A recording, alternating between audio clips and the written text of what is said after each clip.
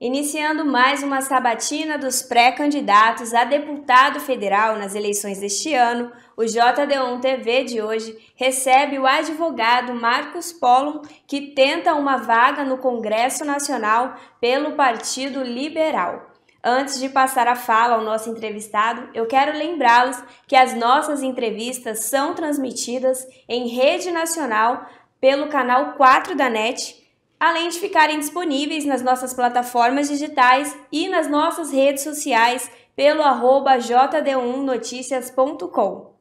Marcos, bem-vindo aos nossos estúdios e para iniciar o nosso bate-papo, por que o senhor quer ser deputado federal? Bom, primeiro, obrigado, Tainara, por me receber, obrigado pessoal do JD1, uma satisfação muito grande estar aqui com vocês. A pretensão de ser deputado federal, de estar como deputado federal, é justamente para poder apresentar um jeito novo de atuar no legislativo. Claro, trabalhando as pautas, chamadas pautas de costume, relacionadas ao presidente Jair Messias Bolsonaro, que são as pautas conservadoras, e especialmente a questão do direito de acesso a meios eficazes de legítima defesa. A gente precisa desburocratizar e deixar mais inteligente o sistema de controle de armas de fogo, que hoje só serve para proteger marginal. Esse aí é um dos focos que nós temos, mas claro, além disso, há uma perspectiva de atuar fora do gabinete, levando em todos os setores do Mato Grosso do Sul a possibilidade de atuação com a sociedade civil organizada. O que eu quero dizer com isso? Que não basta apresentar projeto de lei, participar de debates e atuar em Brasília. O que faz a diferença, isso a história já demonstrou, é a atuação no chão. É você estar no seu estado, organizando os setores que precisam dessa coordenação. Assim você pode trabalhar a segurança pública, dando suporte para a Polícia Militar, suporte político, jurídico, financeiro, e também a Polícia Civil, os outros órgãos da segurança pública, e também trabalhar na educação, na saúde. O Hospital de Barretos é um grande exemplo disso. Nós temos o projeto Araucária no Paraná, que é a sociedade civil organizada dando suporte para a polícia. Enfim, são inúmeros os casos que eu vi Brasil afora em que a sociedade civil organizada, junto com o poder público, atuam para melhorar a situação do país. Dessa forma, o foco é fazer uma participação diferente no legislativo, que dê suporte ao presidente, que articule a aprovação das pautas do presidente, mas muito além disso, que esteja presente aqui no estado para levar essa transformação adiante. E por qual motivo o eleitor deveria votar no senhor e não nos seus concorrentes?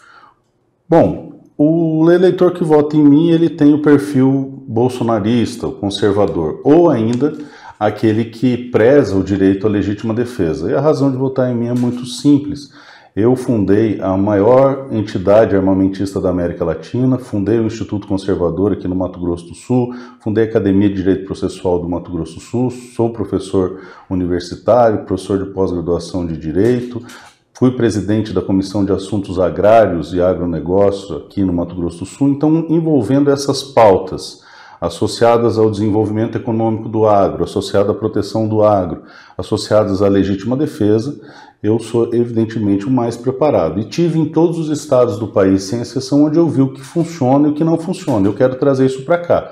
Então, primeiro, eu tenho por perspectiva e por princípio não tentar iludir o eleitor, falar, eu sou maravilhoso. Não, eu tenho uma pauta, eu tenho uma diretriz, eu tenho uma direção. Se você concorda com a minha diretriz, se você concorda com a minha direção, se você concorda com as políticas públicas que o presidente pretende implantar, eu sou a pessoa mais capacitada, tanto que sou o nome que o presidente apoia, sou o nome que o filho do presidente levantou e estará aqui pessoalmente para dizer isso a todos os sul-mato-grossenses. Dessa forma, eu não pretendo obter os votos de todos, porque ninguém consegue agradar ninguém. O meu foco são aquelas pessoas que acreditam na plataforma do presidente Jair Messias Bolsonaro. E para essas pessoas, eu tenho uma história, eu não preciso prometer o que eu vou fazer. Basta que vocês olhem os últimos 10 anos, o que eu tenho feito no agro, o que eu tenho feito na pauta de acesso a meios eficazes à legítima defesa, a parte que trata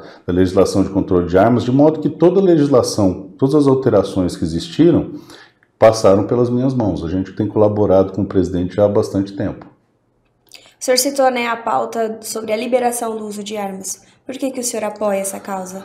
Porque o Estatuto de Desarmamento ele não foi feito para tirar arma de bandido, ele foi feito para proteger marginais. Quando eles falaram que o Estatuto de Desarmamento salvaria vidas, eles não mencionaram que as vidas que seriam salvas seriam só dos marginais, deixando a gente sem condições de exercer a legítima defesa. Veja, Tainara, você é uma moça que tem uma compleição física e eu devo ter praticamente o dobro do seu peso se eu não tiver mais. Então, eventualmente, se eu pretendesse subjugá-la, você não teria a menor chance de se defender. Com uma arma você consegue.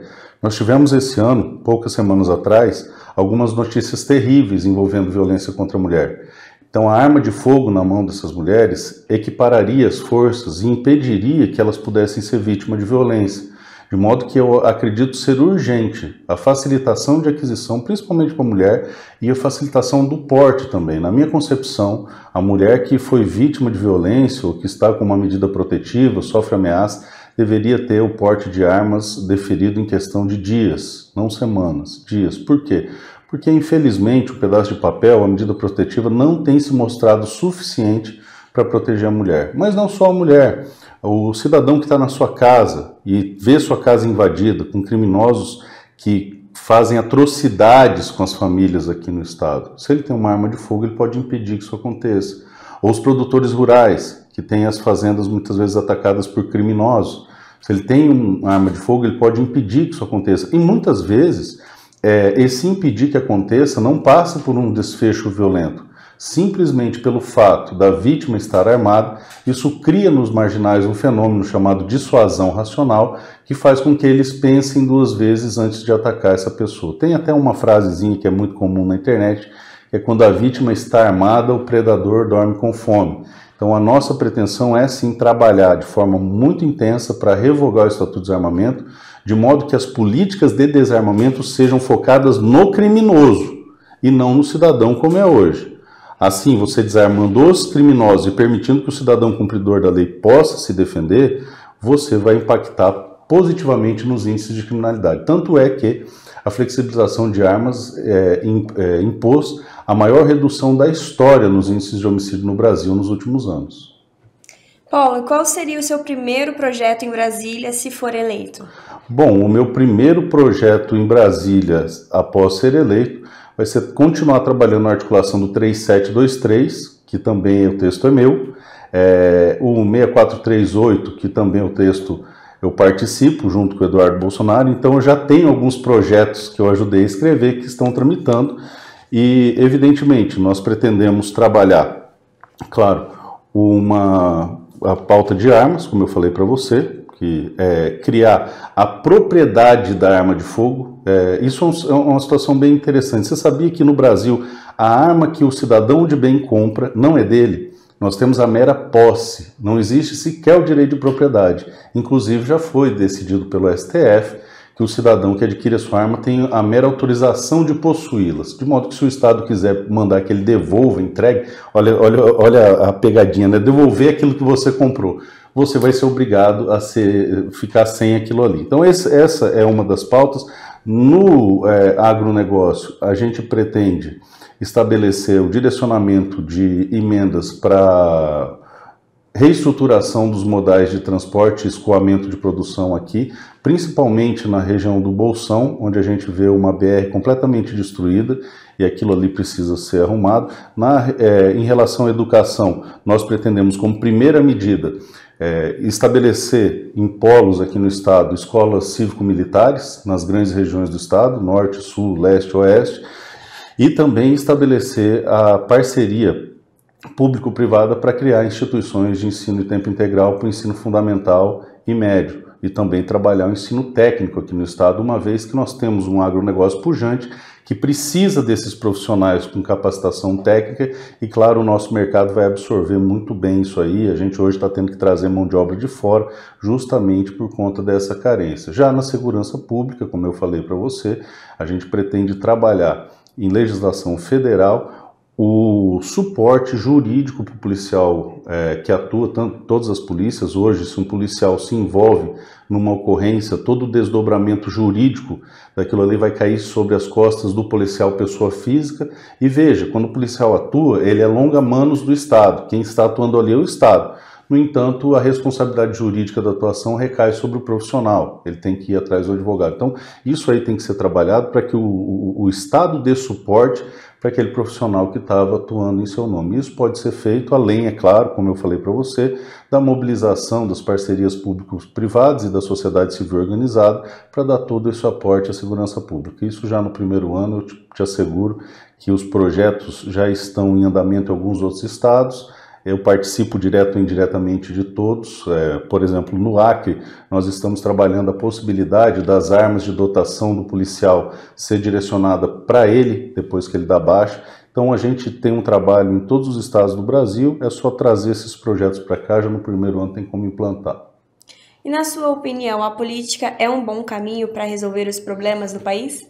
Bom, na minha opinião, é um mal necessário. Ou você se envolve ou pessoas mal intencionadas vão se envolver.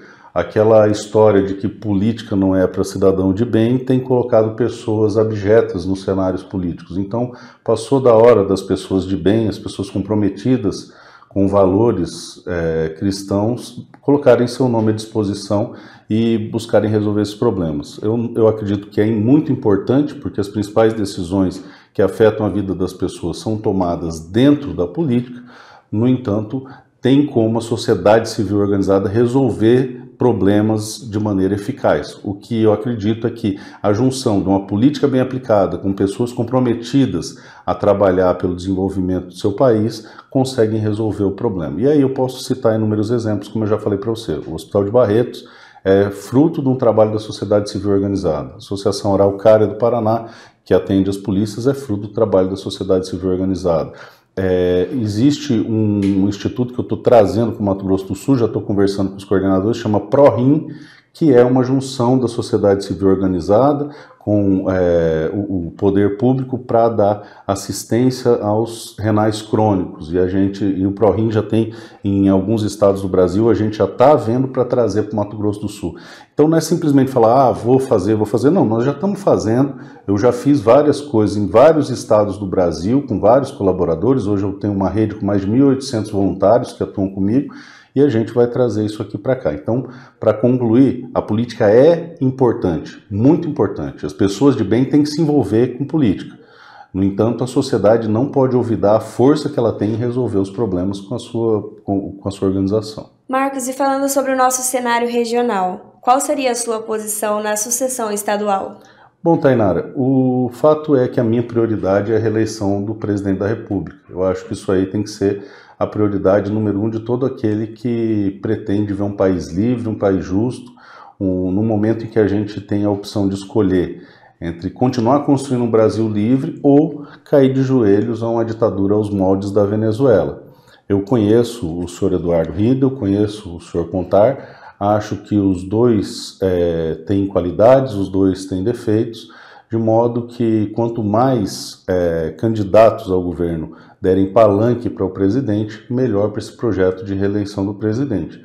No entanto, uma vez instado a me posicionar pelo próprio presidente, eu vou seguir aquilo que o capitão mandar, que o capitão determinar, tendo em vista que a minha candidatura no Mato Grosso do Sul é para cumprir missão. Eu venho num projeto encabeçado pelo filho do presidente, Eduardo Bolsonaro, de maneira que o direcionamento que eu receber de Brasília é o que eu vou adotar aqui. Como eu já disse, ambos têm qualidades, ambos têm defeitos, mas ambos levantam a bandeira do meu presidente. Então, por essa razão, acho que são nomes válidos aqui no estado.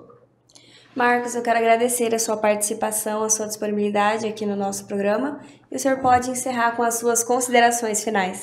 Tainara, eu que agradeço a todos vocês por terem me recebido e peço a vocês que pesquisem o que eu tenho feito ao longo desses anos, quais são os projetos que nós já trabalhamos, quais são as nossas propostas e pautas, para que de maneira consciente vocês possam escolher o seu deputado federal. Não adianta você se indignar com a situação atual se você não leva a sério o desdobramento político do seu país. A maioria das pessoas sequer se lembra dos candidatos que votaram na eleição passada. Então conheça, pesquise o histórico, vá a fundo, saiba o que essa pessoa tem de bom e de ruim e faça a sua escolha consciente. É muito simples vir nos meios de comunicação e apontar propostas e questões que vão agradar todo mundo. Eu não pretendo agradar todo mundo, pretendo ser sincero e com a minha sinceridade você vê se está de acordo com as pautas que eu defendo ou não. Esse é o projeto. jotd1noticias.com, a notícia no seu celular.